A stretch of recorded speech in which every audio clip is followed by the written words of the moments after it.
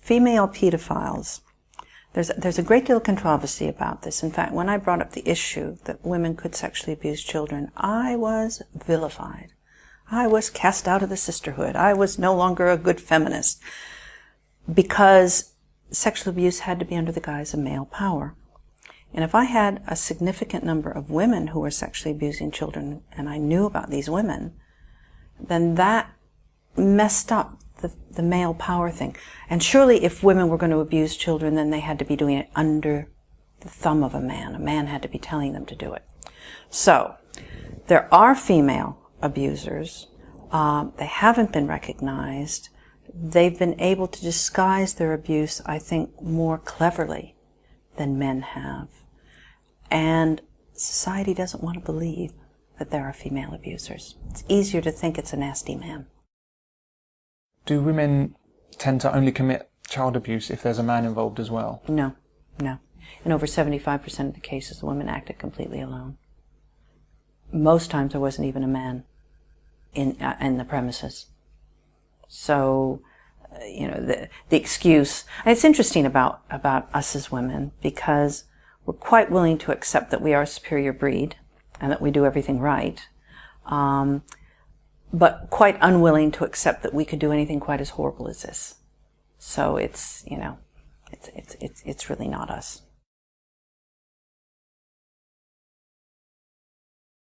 We had a conference about this eventually in, I think, 94, maybe earlier.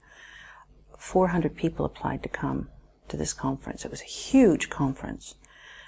But 30 people, between 20 and 30 people came, dotted themselves in the audience, and tried to disrupt it. They were yelling that, why was I paying attention to women? It wasn't women. I was taking the attention away from men. The irony was we'd given them all free places. That was a mistake. But one of the women who was going to talk about her own abuse, who was now helping others, then couldn't face the audience.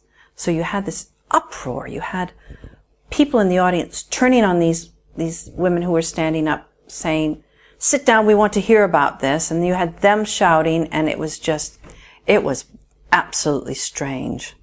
And very sad, because it was like, don't tell me this information, even if it's true, because I don't want to hear it.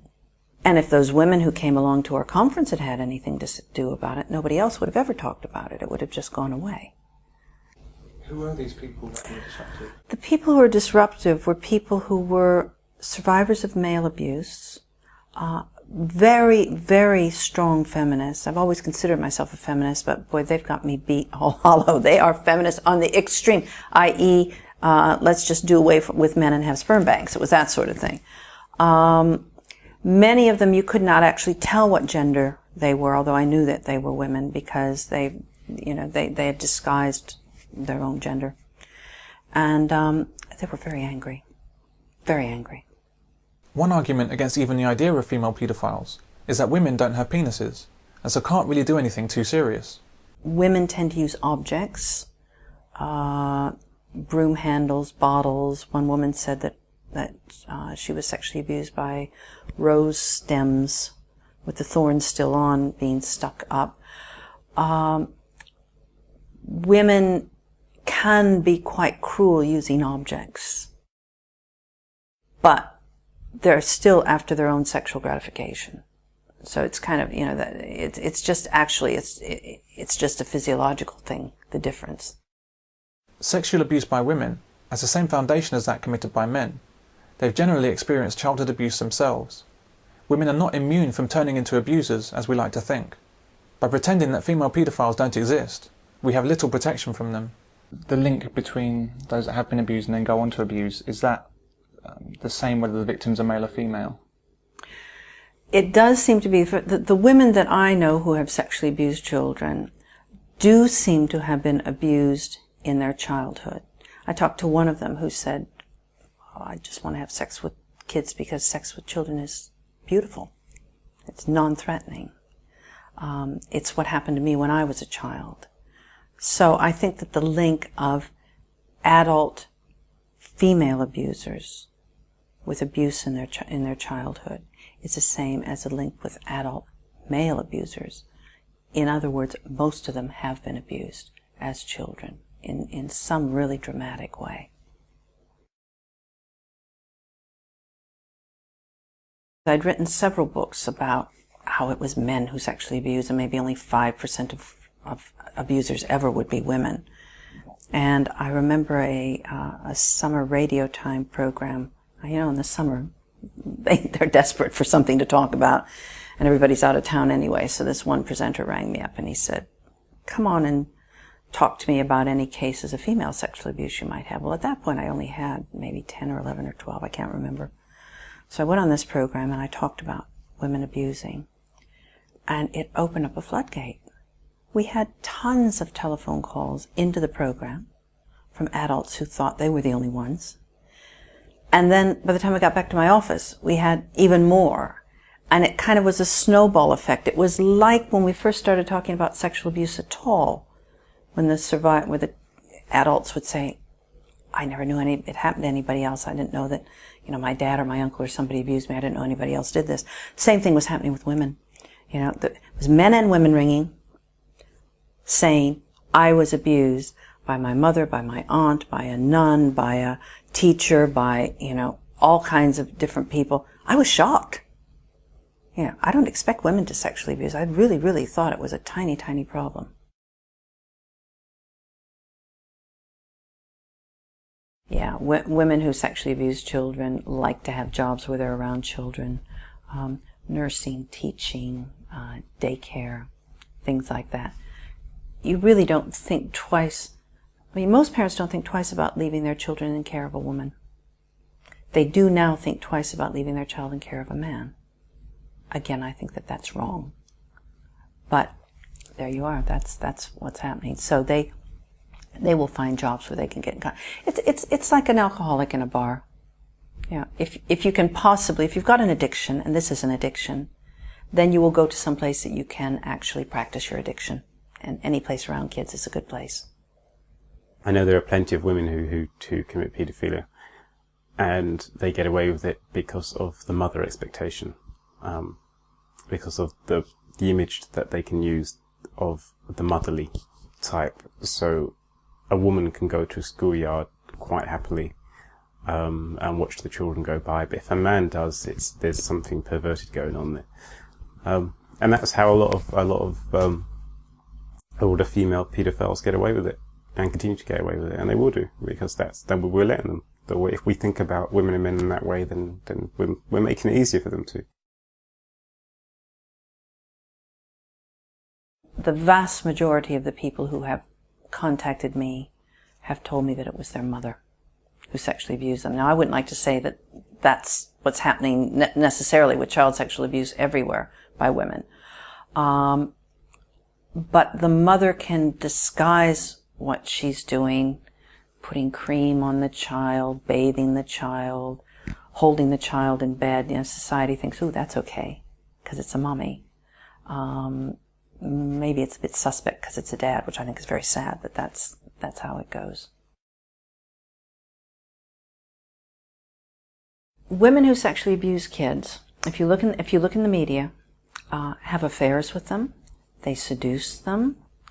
The victims, if they're boys, are always described as older than their age. They look bigger.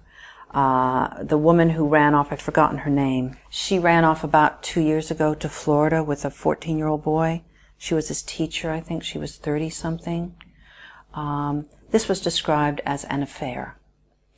And my comment was, if that had been a 31-year-old man who'd run off with a 13 or 14-year-old girl, would we have described it as an affair? No, I don't think so. We excuse women. We don't want to believe it. And as Germaine Greer said to me on a television program, well, if it is a woman having sex with a young teenage boy, i.e. a 13 or 14-year-old, and he gets an erection, then clearly it's his responsibility. And I'm going, excuse me? This is not logical. So it seems that the boy, if it's a boy, the boy is blamed in any event. If it's a girl, then it's kind of, she must be a lesbian. It must be something like that. It must be a lesbian affair. No correlation between a boy having an erection and wanting sex, just as there's no correlation with a girl having an orgasm and having sex with an abuser. Children's bodies respond to sexual stimuli. Their minds, their development, their beings are not ready for it. What people do forget is that sexual abuse can feel good if it's not violent and nasty. I mean, you see my kids, when they were tiny, when they were like 7, 8, 9 months old, you go in and you find them with their hands inside their nappies asleep at night. The same with girls. So there's a sexuality that children have. But when that is hothoused, when it's forced, when the development is at the behest of the abuser and not at the natural developmental level of the child, then that's abuse. When you talk to these boys who have these affairs, and I put that in quotes because it's abuse, with older women, at the time of the affair, they're usually confused. They've usually been told having sex is a good thing. And other people would say, oh, you lucky boy. Oh, you've had sex with an older woman. Boy, I wish I was that. When you talk to them 10 years later, and they look back on it, one man said to me, in fact, he's in the book, I did a program with him, and he said, I should have been out kicking footballs with my friends. I should have been dating girls. I should have been concentrating on my schoolwork. He said, and all I could think about was the next time I was going to have sex with my teacher. Most child abuse is committed by single or unmarried women. A child's health prospects dramatically deteriorate when there's no father in the household. What I have found is that the vast majority were women alone. If they did have partners or husbands, the partners were either away a lot or were quite weak. According to the people who contacted me, it would quite often just be them and the mother in the home. And for the little boys, when they were little boys, they were almost used as if they were the husband. And the little girls were abused as well. So, in families where there is one parent, usually the mother, and a whole series of men coming in and out of the family, there are, lovers and uncles and all sorts of people coming in and out, that in that kind of a chaotic, call it a chaotic family home, that sexual abuse is 40% more likely to happen. Now, that's from a man called David Finkelhor, who's done long-term study on sexual abuse. That doesn't mean necessarily that any of those men coming into the house are the abusers. What it seems to indicate is that the child is not safe and secure and could be open to, being seduced and abused by other people. It doesn't mean that single parent families are bad. It's just that I cannot disguise the fact that the vast majority of this abuse has happened where there has only been, when it's been mother abuse, when there's only been a mother in the home.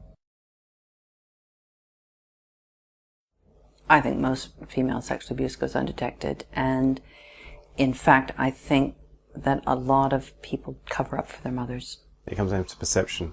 For instance, men are the sexual predators and women are not, which means that women can get away with child abuse a lot easier than men can, and they do. It's very rarely talked about. There are only 2 or 3 books even out there about the subject. Women, you don't imagine a woman using her power over children in the same way that you would imagine a man could. I think society wants to believe, particularly in relation to mothers and children and to that relationship, that that's a sacred relationship. And I'd like to believe that. I must tell you that as a mother myself, I find the idea of women sexually abusing children more abhorrent than just about anything I can think of. Because most mothers, and indeed fathers, would kill to protect their children. They would do anything to protect their children. And the fact that that has been portrayed makes it more difficult for society to acknowledge it. Because if you acknowledge it, where do you go from there? Do you start warning children about everybody? Do you start saying, we're not sure mothers are safe? Because remember, the vast majority of parents do love their kids and would never abuse them. But it's very dicey. Women have been idealized for a long time too. They're perfect mothers. Don't we wish we were? Divorce cases, custody cases, we're seeing more and more and more of that, where the woman wanting to get full custody of the child is suddenly, out of the blue, making allegations that the father has abused the child and is coaching the child to say the same. When you talk to the child, however, and they cannot describe the sounds, the tastes, the smells, and all of that, you can start to know that they've been coached, because they're just parroting words. But it's so destructive, both to the child. I have no patience at all with parents who use that, with the mothers who use that as an allegation against fathers to keep them from their children. I think that is wicked. Does it only tend to be that one way? It does tend to be, yes. We have. I don't know of any cases, there may be some, where the father is alleged abuse by the mother to get custody of the child. I'm actually very distressed by what has happened about sexual abuse of children in general. And my main distress is the kind of vilification of men. There was a study which came out from one of the polytechs that became a university. And the study said that most men could become sexual abusers. And I spoke out against that on the media very, very strongly, because I was furious. I'm raising 2 sons. What is the message to young men? That you're a danger to your own children? What can be done to address that? I mean, we have to speak out. And it's not a popular thing to do, but whenever anybody makes one of these absolutely ludicrous statements, it's very important that people stand up and say, excuse me, prove that. What is this? Like this university saying that all men have the potential to be abusers. That's like saying we all have the potential to be murderers. I mean, I suppose we all have the potential to be all kinds of things. Edicts are coming out from councils telling teachers not to touch children between the shoulders and the knees, not to let them sit on your lap if you're reading them a story.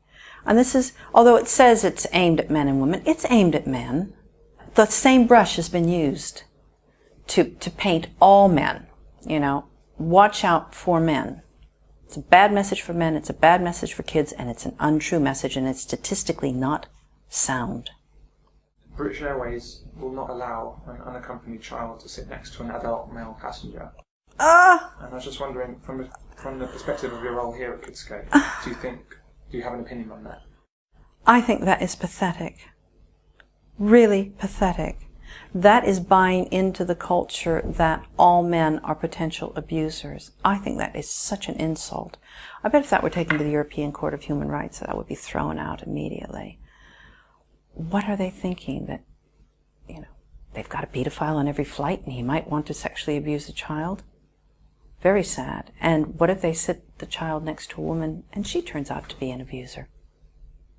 I think it's wrong-headed.